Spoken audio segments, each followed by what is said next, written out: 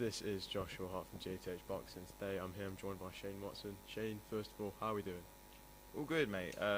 Bit jet lagged. I'm not gonna lie. I've smashed a few monsters this morning to still be awake. But yeah, no, really good, man. Excited for a.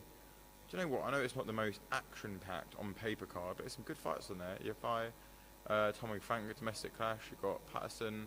Conor Walker. Conor Walker's not bad, you know. I've watched him spar Florian a few times. Not a bad fighter. You've got Solomon Dacres, an interesting clash with Chris Thompson.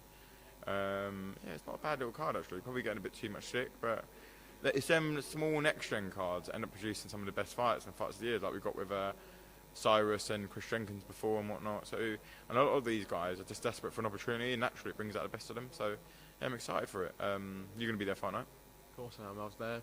It was one of the things I was going to talk to Eddie about the importance of these next-gen cards and how it's very good for, you know, there's a lot of fighters on this card who haven't had an opportunity to perform on these televised opportunities, and this is their chance to perform on the big stage. It was something I was going to ask him about, but I wasn't able to get him. But do you think these next-gen cards are really good for British boxing and up-and-coming prospects? Yeah, I really like them. I think pretty much all the promoters do them now. We've got one this weekend with Frank Warren. That's tomorrow, I think. And then you've got Sky do them as well. I mean, we had that York Hall one not long ago. I think that was Fraser against Max Wack. Yeah, Adam Zine, yeah. Adam Zine's done a few of them. He did one in Coventry not long ago as well. Yeah, no, they're really good because it gives young fighters the opportunity to know what a headlining a show is going to be like. And not only does that, it lets the undercard, like you got some of the local guys on here, they won't believe they're making a debut on a show like this, and it's good experience for them moving forward. And it's an opportunity for them potentially to even get a deal, or if not just that, get good sponsors on board and stuff like that. It's massive for their career moving forward. Because when you're fighting on small show and it's all about selling tickets and whatnot, it can the fight outside the ring can be harder than the one inside, and it can be really stressful. So yeah, no, it's great. It's really important for British boxing they do things like this because it gives young fighters an opportunity to showcase their skills. Obviously, you're here for Solomon Dacres. He faces Chris. Is it Chris Thompson? Is that his name? Yeah. Obviously, it's a different type of opponent, international opponent. Obviously, last time it was for the English title against Rob Ismay. How has preparation been for Solomon? I know you've been out is it Vegas with Joe Joyce. How's his preparation gone for Solomon Dacres, first of all? If I'm being completely honest, it's not ideal because it got changed to a southpaw at late notice. I think we've had 2.5 weeks notice maybe for Chris Thompson, and for a guy that was in a full training camp, for a guy stylistically quite similar to Sol, it's not ideal, especially when Sol's not even sparred a southpaw as a pro, let alone fought one. So, but Sol, being an international amateur like he was, would have come up against many situations like this before in his life at even shorter notice. So, and he backs himself. He oozes in confidence. Sol, one of the most confident people I've ever met. Honestly, really is. Really backs himself. Would fight Wilder tonight. Honestly, genuinely, if he got offered it, like he just doesn't care. He lets us do all that nitty-gritty stuff behind the scenes, and he completely backs himself. And I'm really looking forward to his fight on Saturday. And I hope he can dish out a really good performance and really put his name in that almost like Super 6 at domestic level. Probably a bit less than that, but it's probably like Super 4. But yeah. Well, one person I'd say could have possibly added their names to that hat is Johnny Fisher. Obviously, he was out on the AJ card last week in a great performance against Harry Armstrong. Obviously, being his manager, how excited and how happy were you to see him pick up the Southern Area title? So excited because number one, that title means everything to his family, and it's a nice title to win. That Southern Area title is quite nice actually. I might try and buy one if I can. But he not like weirdly, like, you can buy them from the board if you've had someone that's won one, but not like some international black market going on or something for like Southern Area titles. But yeah, no, it is a good win against a very strong, solid opponent. A lot of people were saying how that was going to be a tough fight. And I mean, for 3 rounds or so, I thought it was quite competitive. I think Johnny should have had another knockdown in round 4, which didn't get given. And then he knocked him out in great fashion. I mean, I think he could have been stopped a couple of punches earlier, but obviously his team fancied it and whatnot. But yeah, it's a very good win, and he's definitely in that mix. But I would like him to have maybe 2 or 3 more fights, maybe a bit more, before he goes into that mix properly. Because you've got to remember, like Sol, people like Fraser, people like, well, not so much Fabio, because I mean he did come from the white collar scene, but some of these guys have had over like 150 amateur fights at a very high level as well. So they naturally should be able to proceed faster, even though Fraser Clark necessarily hasn't, because I'm not really too sure why he hasn't, to be honest. But yeah, but Johnny will get there. He's only 24 years of age as well. You don't want to step him up too much too soon, because he wants to be a pro boxer for a long time, and if you haven't too many hard fights too early, your career will start to fade and you'll start to slow down. When I was talking to Johnny last week at the press conference, one of the things that he said to me is that it would be very good to win the belt, and he'd like to take it to his granddad's grave. And I think it's little things like that. While it's not the biggest title, those things, they mean so much more. It's almost more than boxing, things like that. So I think it's really good for him to get hold of the title. Also, like you said, it means a lot to his family. I'm sure they were extremely proud of him. Where would you like to see him go next? Obviously, I know you want to defend his title. If there isn't any opportunity to defend the title, would you like to possibly look at some more international opponents? Yeah, I'd really like him to fight abroad in his next fight. I think his American debut or some kind of international debut, if it's Abu Dhabi and whatnot, would be really good for him. I think it's kind of been like a nice, interesting story to every single one of Johnny's fights. And now I feel like the one abroad, and I think the fans deserve it as well. I think they deserve a big night in Las Vegas or a big night in Arizona or something. Against an American opponent as well. We will fight a guy in their backyard, no problem. And just give him that bit of experience. I'm trying to like complete him, and Adam as well. We're trying to complete him as we're trying to put all the pieces that he's missing in his career. Experience fighting abroad. Then he's ticked the title fight. He's now ticked the rounds. Ticked southpaws. Like he's fought 2 southpaws now. Like to make him a complete fighter. And I think an international fight would definitely help add to that. Because he's never fought abroad before, and it'd be a good experience for him. Because if he's going to be the fighter that we believe he's going to be, and that he believes he's going to be, he'll be fighting abroad a lot in his career, and it'd be good to get that experience in early.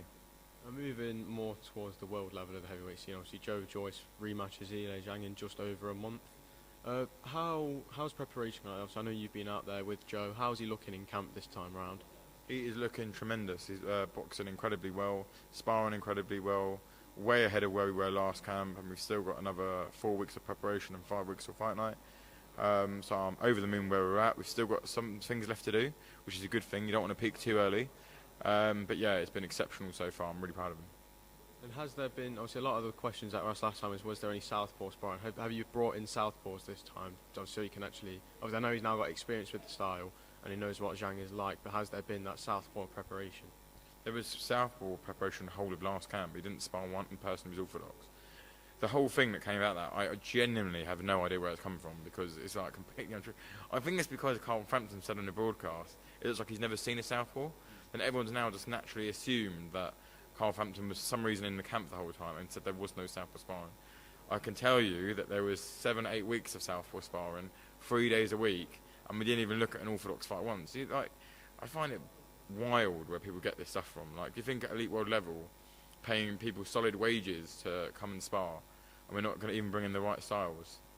It's crazy, but yeah, no, he has been sparring southpaws again now. Obviously, when we look at this fight, a lot of people are saying that this could be it for Joyce, which is kind of weird to say when you look at his record. Obviously, while he is 37, he's still quite not new to the professional game, but obviously when you look at his record compared to the other people at the top level, he's had a lot less fights. Would you say that if he loses this one, then it may not necessarily time up, but it will be a lot harder to get his hands on a world title? It'll definitely make it a lot harder, yes. There'll definitely be a long road back, yes. Are there still plenty of big fights for him? Of course there will be. Like, could he still get a world title shot? Of course he can, but it's just not going to be easy. Simple as that, really.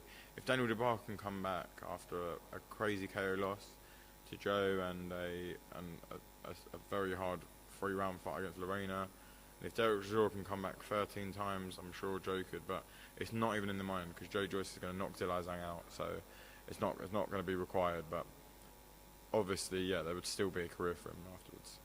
Are you going to give maybe a little predict? So obviously you're saying Joe Joyce will knock him out. Are you going to give any exacts around as to what will knock him out in, or is it just he's going to knock him out? 8 rounds. So eight rounds. So inside 8. Yeah, inside 8. Solid. So I want to move away from the heavyweights now. I want to talk about Lerone Richards. Obviously, when I last spoke to you, it was the return of Lerone Richards in Leicester. Is there any news for him? A lot of people. There's been a bit of speculation that he could be going up to 175 to challenge for the European title. Can you give any light on what's next for him? We're working on it. The problem with that is getting people big enough and whatnot, and the money being right to have that fight, and to go to someone's backyard and have that fight, which, by the way, he will do, and he wants to, and he'll win that fight easily. But there are things that need to be secured and things that need to be sorted out for that to happen. There are some opportunities on the table for Lerone. that are attractive and maybe not so attractive. So we're just going through it as a team, because this next phase of Lauren's career is absolutely vital, because it will hopefully be the last one. So it's about getting it right now. We've waited long enough. There's no point rushing and jumping into something now when we've waited this length of time. But I can tell you it will be a good end to the year for Lorone, and it'll be a very good start to 2024 for him. I know one of the names that was mentioned was Zach Parker. Obviously, Zach's now got his comeback fight on the Joyce Zhang undercard, actually a 10-rounder. If Zach gets through that relatively easily and that ends up being the most appealing offer on the table, I'm sure Lorone would be open to making that fight. How willing would you be to make that fight for Lorone? Well, we tried everything to make it, and Zach Parker and Neil Marsh simply didn't want it in the end. So tried for ages. I mean, I can't really blame them. Would I want Lorone Richards in my comeback fight after losing a fight in 4 rounds? Absolutely not. So I understand it and I get it. But yeah, they waited around, acted like they wanted to fight, and they never really did. So ideally, what would you like for Lorone? Would you like him to stick at 168? Obviously, he could very easily compete at 175. But where do you think he competes best? From my personal opinion, I think he should box at 175, because he hasn't made 168 for a long time now, and he's had a bit of time out of the gym, and I think he'll be just as good, if not better, at 175 than 168. But I think his team, it'd be best to ask his strength conditioning coach and nutritionist and whatnot, because they will know that a lot better than me. But I want to quickly talk about Usyk versus Dubois. Obviously, you mentioned it very briefly when talking about Joyce. How do you think that fight plays out? well, I think Usyk will stop him late, maybe even mid-rounds, but you can't count Dubois out, man. He jabs hard in his right hand, so he's got 2 lethal shots there. If he catches anyone clean with and hard enough, if he can knock them out, anybody, I literally mean anyone as well. So, but I think he would kind of need Usyk to have his worst possible night for him to do that. And Usyk's the kind of guy that wouldn't take anyone lightly, and he won't switch off. So I think that's probably the worst opponent to have if you want someone to overlook you, because I just can't see why or how he would. But you can never count him out, man. I hope Dubois can win as well. I'm supporting him and rooting for him. I hope he can get it done. I think one of the things that hasn't been talked about as much is the fact that this is Dubois' first fight under a new trainer, and I don't think this is the best fight to go into with a new trainer. But obviously, Don Charles said in an interview yesterday or Tuesday that he's very confident in him. They wouldn't have took this fight if they weren't confident. Do you think it would have been better to have maybe a tune-up fight with a new trainer before going into this fight? I mean, everyone wants a perfect situation scenario. Unfortunately, they don't always exist.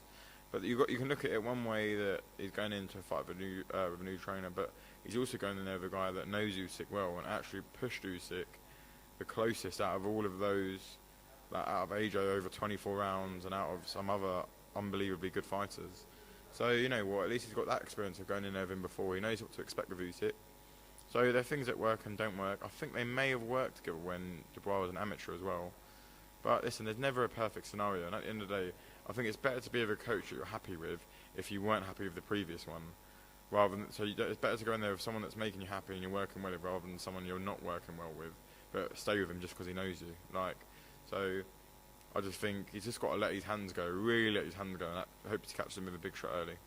I think one of the things that, again, a big talking point is Dubois' game plan. When you look at AJ against Usyk, he seemed a little bit confused. He tried to outbox the man who's known for being one of the best boxers on the planet, whereas Dubois, I don't think he'll be as confused. I think he knows that he needs to go in there and just hope to catch him. Don Charles knows the game plan. So do you think an upset could very well be on the cards? He's got 3 or 4 rounds to win that fight. I think 3 rounds to win that fight. And what that means is you have to just catch him early, because once Usyk gets comfortable and he gets in rhythm, it's going to be very hard for Dubois to get near him, let alone beat him. So, but I think Usyk always starts a bit slow. I mean, apart from, I think it was the first Adrian fight, he started really fast in the first round.